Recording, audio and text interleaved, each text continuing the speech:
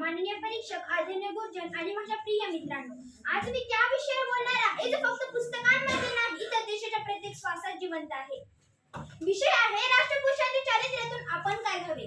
माझ्या मित्रांनो, राष्ट्रपुरुष म्हणजे फक्त मोठे नाव नसतं, ते म्हणजे विचारांचे दीपस्तंभ आणि कृतीची प्रेरणा. सत्य मत धर्म चरा स्वधर्मनिधन श्रेय या संस्कृत वचनामध्ये राष्ट्रपुरुषांनी दाखवलेल्या मार्गाची एक सुंदर झलक आहे. सत्य बोलणं, धर्माचं पालन करणं आणि स्वतःच्या कर्तव्यावर अडिग राहणं. आपण प्रश्न विचारूया, देशाला आकार देणाऱ्या महान पुरुषांच्या चारित्र्यातून आपण काय घ्यावे.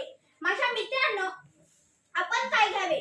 जग बदलतं त्यांच्या तेजाने, रस्ता उजळला त्यांच्या धैर्याने. चारित्र्याच्या ज्योतीतून आजही शिकतो राष्ट्रपुरुष म्हणजे प्रेरणाचं अमरपणानं.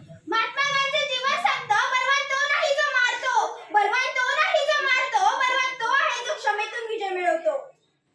त्यांच्याकडून आपण घ्यायचं सत्य आणि अहिंसा, कारण सत्य कधी मरत नाही आणि अहिंसा कधी थकत नाही.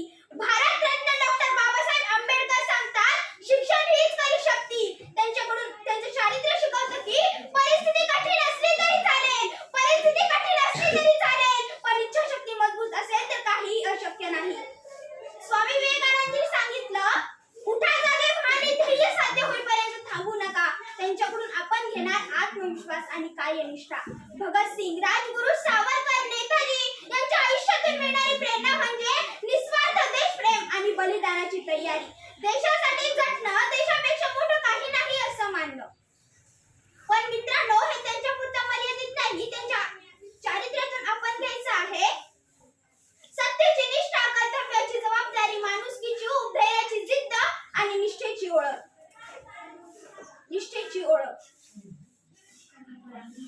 कर्मखरा निर्मळ मनानं, देश जपा आपल्या कर्तव्यानं, राष्ट्रपुरुषांच्या पाऊलखुणांनी आपणही सजव्या वाट पुढे जाण्याने. एक उदाहरण द्यायला मला आवडेल. जगात कुठलीही वादळ आली, संकट आली, आपला देश डगमगला नाही का? कारण आपल्या मातीमध्ये तुकोबा, शिवाजी महाराज, गणपती पंत, विवेकानंद, गांधी, आंबेडकर, भगतसिंग, नेहरू, पटेल यांसारख्या महामानवांची प्रेरणा आहे. त्यांनी देशासाठी झटणं कर्तव्य मानलं आणि त्या कर्तव्याची एक छोटीशी जत मनात पटवली तर भारत जगाला दिशा दाखवेल, हे सत्य आहे. ज्यांनी देश घडवला त्यांची ओळख आपण घडूया, ज्यांनी देश घडवला त्यांची ओळख आपण घडूया, त्यांच्या चारित्र्याची छाया आपल्या जीवनात आणूया. राष्ट्रपुरुषांनी घातलेल्या वाटेवरून चालत नवभारत आपणच निर्माण करूया, नवभारत आपणच निर्माण करूया. एक संस्कृत श्लोक सांगते, ययं वाचिति वै लोभा तंत्र प्राप्नोति संशया. जसं आपण इच्छितो तसंच फळ मिळतं.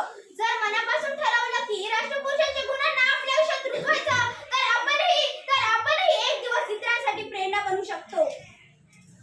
पण मित्रांनो, राष्ट्रपुरुष महान जन्माने नाही, ते महान बनतात त्यांच्या चारित्र्यानं, कृतीनं, तत्वज्ञानानं, त्यागानं आणि प्रामाणिकपणानं. हे गुण आपण आत्मसात केले तर देशाची उंची आकाशापेक्षा मोठी होईल. आणि म्हणूनच राष्ट्रपुरुषांच्या विचारांनी मन उजळू दे, राष्ट्रपुरुषांच्या विचारांनी मन उजळू दे, त्यांच्या चारित्र्याच्या गंधाने जीवन सुगंधित होऊ दे, त्यांच्या चारित्र्याच्या गंधाने जीवन सुगंधित होऊ दे. त्यांच्या वाटेवर चालून आपणही काहीतरी करू दे आणि मातृभूमी समोर आपलं मस्तक नेहमी उंच राहू दे, मातृभूमी समोर आपलं मस्तक नेहमी उंच राहू दे. धन्यवाद. जय